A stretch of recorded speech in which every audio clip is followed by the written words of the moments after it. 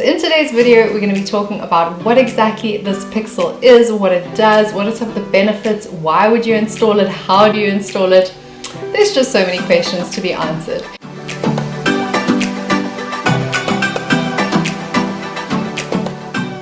Hello everyone and welcome back to the Do Digital YouTube channel. In today's video, we're going to be talking all about the Facebook pixel. I actually posted a poll in the Future Females Facebook group. If you don't like that page, then you are missing out. It really is a really incredible resource. And in this poll, I asked what the most useful video would be for helping you in your small business. And the resounding reply was the Facebook pixel.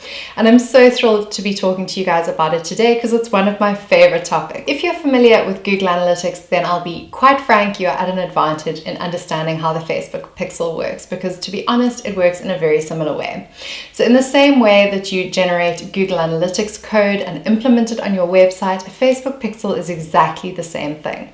So it's actually just a snippet of code which gets plunked onto your website and helps you to unlock a whole host of new advertising opportunities as far as it pertains to Facebook. Whether you're trying to understand better how people purchase things or you're trying to find out more people that look like the audience that's currently coming to your website, it means there's a lot more robust opportunities in that regard. It's making your advertising that much more cost effective because it's more sufficiently telling you information about those people who are converting or not converting, and then helping you to find more people like that and then track it in a much more optimal way.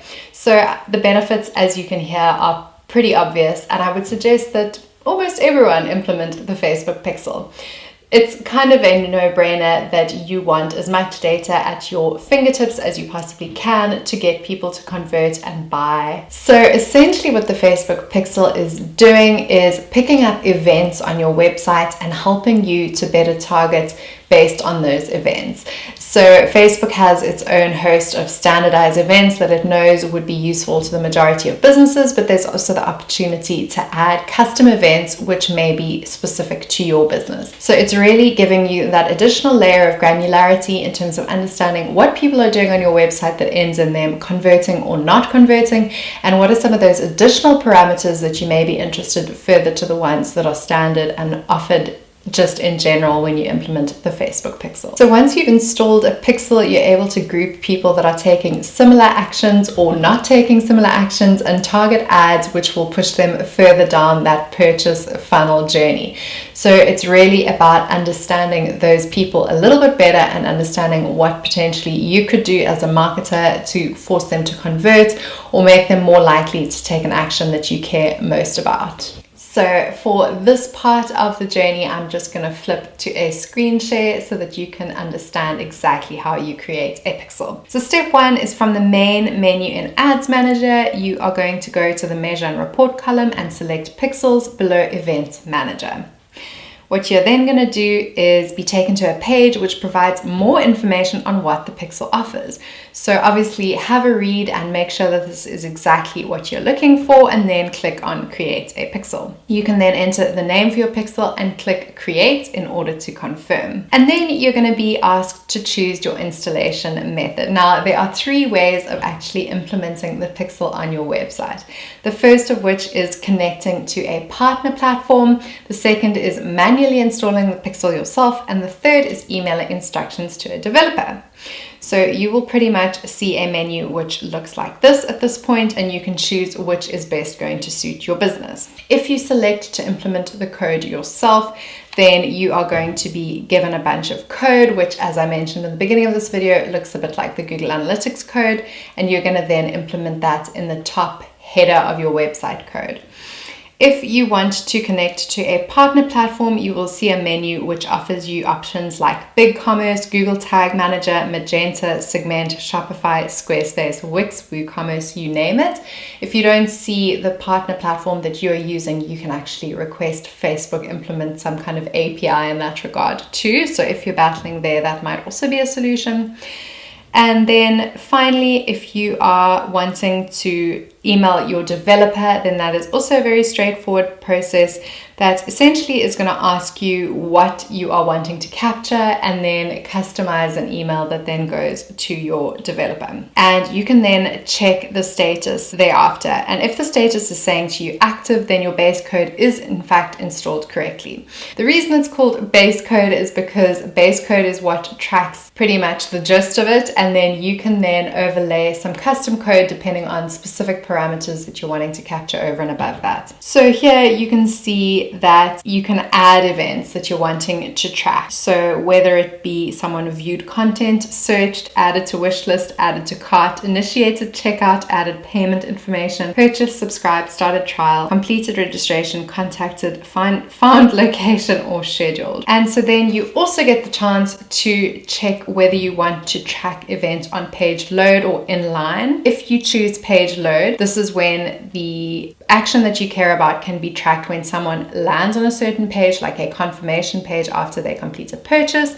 Or if you want to track event on inline action, it means that it's someone clicking on something like adding to cart or purchasing. So next you'd want to add the event parameters like the conversion value or currency to measure additional information about the event. And you can then copy and paste the event code onto that specific appropriate page and then test it. Finally, you're given the option to install the Pixel Helper Google extension, which is a tool which helps you to check if your Pixel events are in fact firing correctly. So what are these three kinds of events? So the first are standard events, and standard events are actions that Facebook recognizes and supports across ad products. So examples of this would be completing registration, searching, and adding to wish list. You can add events to capture conversions, optimize for conversions, and build audiences if you have the appropriate code on your website.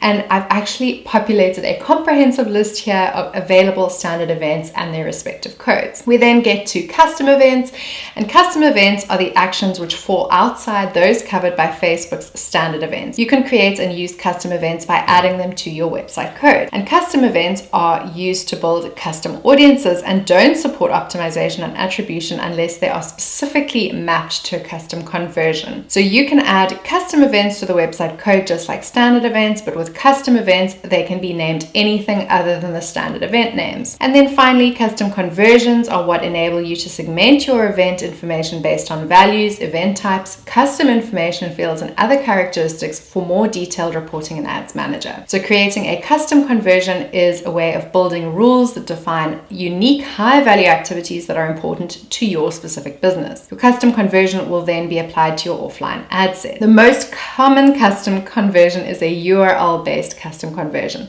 And this means that you can create a custom conversion that helps you to understand when people visit a specific page on your website, for example, the thank you page. So what is the key takeout here? It's essentially the fact that your website needs to have the base code, and then the pages need to have the specific event tracking that you need implemented, whether that be standard or custom. When you then go and check on your Facebook pixel information, you will see high-level event metrics, you will see events received, you'll see top events, and you'll see activity. So all of these different metrics are allowing you to understand, based on what the pixel is telling you, what are some of the trends and patterns that you can observe about your business and about the people that are converting, and how can this help you better market your product or service. Step number 3, and probably the most important piece when it comes to the Facebook pixel, is of course custom audiences, because this is the reason you are going to all this effort. So custom audiences are one of my favorite things within Facebook, because it's actually enabling you to target people very specifically. And if you're familiar with Facebook ad targeting, you will know that of course you can target based on location, based on gender, based on age, but you don't necessarily know that someone has a warm interest in your product. So it's not like Google search where you know someone's actually looking for this. You're basically marketing to them cold most of the time. So what creating a custom audience does is you're actually then marketing to your warm leads, and you're helping them down that purchase journey. So there are 3 kinds of audiences or criteria that you're able to use, and that is all website visitors, people who visited specific pages, so you know the URL. So let's say, for example, if your URL contains shoes, then you'll only capture the people who visited web pages with the word shoes in the URL, and then visitors by time spent. So this rule includes or excludes the people who've spent the most time on your website. You can modify what percentile of the people who've spent the most time on your website you wish to include and how many days you want to go back to. It can be up to 180. So this rule can be further modified if you want to narrow the time spent on a specific URL. And an example of how to use this is if you have multiple domains but only want to include visitors who've spent the most time on one of them. That is when you would use that. So I really hope that this has helped you to understand why people would use the Facebook Pixel and what are some of the advantages. If you have any questions at all, please pop them in the comments below. We can all help each other out and get through this quite steep learning curve together. If you found this video useful, then please consider subscribing, and if you're a regular, then I cannot wait to see you next week so that we can continue to do digital better. I can help you out. I can help